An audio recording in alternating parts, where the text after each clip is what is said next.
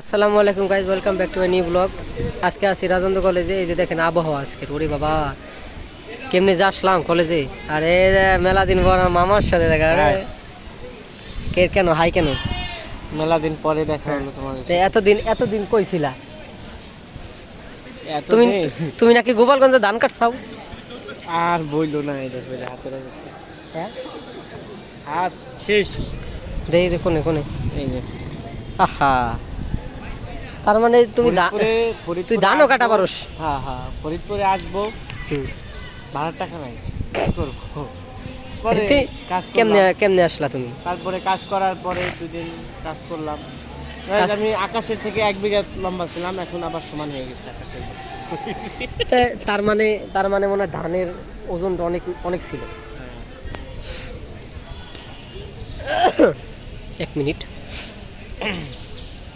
Minute আসলে আসলে র ফুটেজ, কোনো কাট হবে না। আজকের আবহাওয়া ওই যে গাইজ গাইজ গাইজ এটা ইন্টারেস্টিং একটা জিনিস দেখা যাওয়ার আগে, ওই যে আমার এক্স যাইতেছে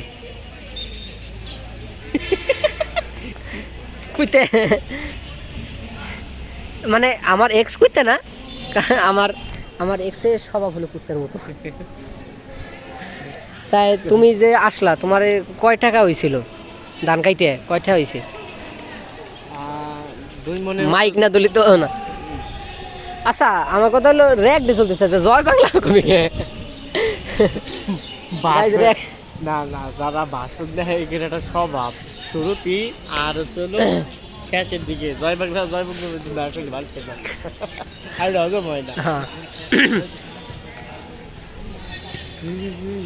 তো গাইস, যেহেতু আবহাওয়া খারাপ, বৃষ্টি পড়লে ফোন ভিজে যাবে, আর ফোন ভিজলে ফোন ওয়াটার প্রুফ না, আর ফোন যদি নষ্ট হয়ে যায় আপনারা আর কিনে দেবেন না।